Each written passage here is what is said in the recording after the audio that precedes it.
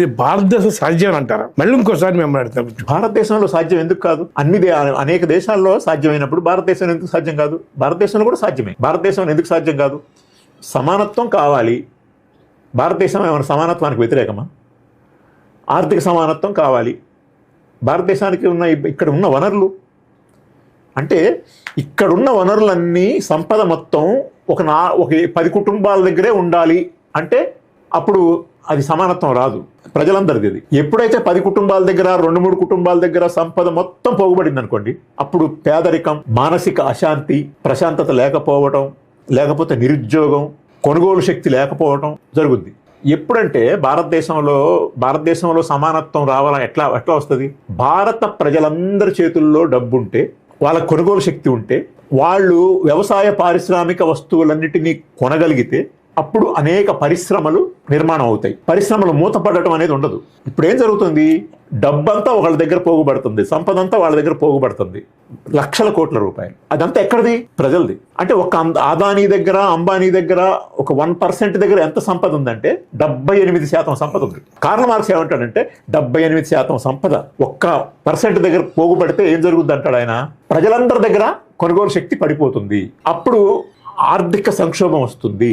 కేవలం కొద్దిమంది మాత్రమే మొత్తాన్ని కంట్రోల్ చేస్తారు, సమాజం మొత్తాన్ని వాళ్ళే కంట్రోల్ చేస్తారు. అప్పుడు నిరుద్యోగం పెరుగుతుంది. ఎందుకంటే ప్రజల దగ్గర కొనుగోలు శక్తి ఉన్నప్పుడు, వాళ్ళు పారిశ్రామిక వస్తువులన్నిటినీ కొనగలుగుతున్నప్పుడు ఉన్న పరిశ్రమలు సరిపడినన్ని బట్టలు, సరిపడినన్ని చెప్పులు, సరిపడినంత మంది ఎలక్ట్రానిక్ కావచ్చు, వినియోగ వస్తువులు కావచ్చు, విలాస వస్తువులు కావచ్చు, అంతకంటే మించి ఆహార పదార్థాలు కావచ్చు, ఏవైనా కావచ్చు. మనిషి తమకు కావలసినన్ని కొనుక్కోగలిగే పరిస్థితి ప్రతి మనిషికి ఉందనుకోండి, భారతదేశంలో 100 కోట్ల మంది ప్రజలకు ఉందనుకోండి, అప్పుడు ఇప్పుడున్నటువంటి పరిశ్రమలు కానీ, ఇప్పుడున్నటువంటి ఉత్పత్తి కానీ సరిపోదు. కావాలి 140 కోట్ల జనాభా కావాలి. 3 పూటలు తినగలిగే పరిస్థితి ఉందనుకోండి, అప్పుడు ఆహార ధాన్యాల ఉత్పత్తి పెరగాల్సిన అవసరం ఉంటుంది. అందుకని ఆయన చెప్తాడు, కల్తీ గురించి కూడా అది చెప్తాడు. ఈ పెట్టుబడిదారు వ్యవస్థలో కల్తీ, కాదేది కవితకు అనర్హం అని శ్రీశ్రీ అన్నట్టు, కాదేది కల్తీకి అనర్హం అంటే లాభాపేక్ష వల్ల కల్తీ వస్తుంది. అంటే కార్ల్ మార్క్స్ చెప్పింది ఏంటంటే లాభం ఏదైనా చేస్తుంది కాబట్టి లాభం ధోరణి ఏదైతే ఉందో అది దోపిడీకి మూలం అవుతుంది. అదనపు విలువ సిద్ధాంతాన్ని ప్రతిపాదించాడు. ఆ అదనపు విలువ వాడు కొట్టేస్తాడు.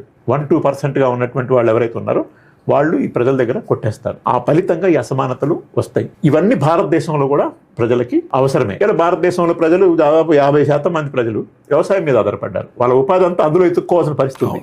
వ్యవసాయ కూలీలు, రైతులు, మధ్యతరగతి రైతులు, చిన్నతరగతి రైతులు, పేద రైతులు, చిన్నకారు సన్నకారు రైతులు, వీళ్ళతో పాటు వాళ్ళకి అవసరమైనటువంటి పనిముట్లు అందించేటువంటి వృత్తిదారులు, వీళ్ళందరూ వ్యవసాయం మీద ఉన్నారు. దాని మీద ఆధారపడే ట్రాన్స్పోర్ట్ రంగం, ఆ ఉత్పత్తుల్ని గోడౌన్లకి, గిడ్డంగులకి, లేకపోతే వాటికి రవాణా సౌకర్యాల దగ్గర సాధించడం, పంపించడం, ఎగుమతులు, దిగుమతులు, వాటి మీద ఆధారపడి ఉంది. కాబట్టి వ్యవసాయ రంగం కూడా పెద్ద ఎంప్లాయ్మెంట్. వీళ్ళ ఐటీ రంగము ఇవన్నీ కూడా దేనికి పనికిరావు. వ్యవసాయ రంగం మీద కల్పిస్తున్నటువంటి ఉత్పత్తిలో ఐటీ రంగం ఉత్పత్తి 5% ఉంటుంది. కరోనా కాలంలో కూడా అన్ని రంగాలు మూతపడ్డాయి, కానీ వ్యవసాయ రంగం నిలబడింది. వ్యవసాయ రంగం అవి పంటలు పండుతూనే ఉన్నాయి, పని నడుస్తూనే ఉంది.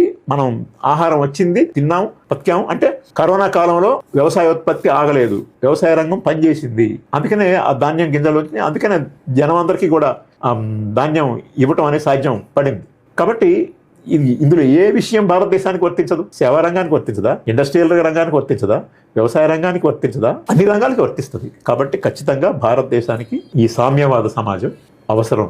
అంతేకాదు, ఒక చిన్న మాట, కార్ల్ మార్క్స్ జయంతి సందర్భంగా నేను ఒక మాట చెప్తాను. మైకోవ్స్కీ అనే ఒక రష్యన్ కవి, ఆయన రాసినటువంటి ఒక కవితని మన తెలుగులో శ్రీశ్రీ గారు తెలుగులోకి అనువాదం కూడా చేశాడు. అంటాడు ఆయన, విద్యుత్ కిరణాలు ఉక్కును తినేసినట్లు, విద్యుత్ కిరణాలు ఉక్కును తినేసినట్లు పెట్టుబడిదారీ విధానపు రోజులు నిండాయి, అప్పుడు కాలం కడుపుతో ఉండి కార్ల్ మార్క్స్ ను ప్రసవించింది అంటాడు. దీన్ని శ్రీశ్రీ గారు తెలుగులోకి అనువాదించాడు. పెట్టుబడిదారీ విధానపు రోజులు నిండాయి, అప్పుడు కాలం కడుపుతో ఉండి కార్ల్ మార్క్స్ ను ప్రసవించింది అంటాడు.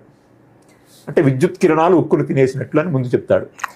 అంటే ఈ సమాజం ఆ టైంలో ఆ రకంగా ఆయన వచ్చి అంతకుముందు ఉన్నటువంటి అనేక మంది మేధావులు యొక్క దాన్ని చదివి దాన్ని ఆన్సర్ చేస్తూ తత్వవేత్తలు ప్రపంచాన్ని ఇంతవరకు పరిపరి విధాలుగా వ్యాఖ్యానించడం చేశారు.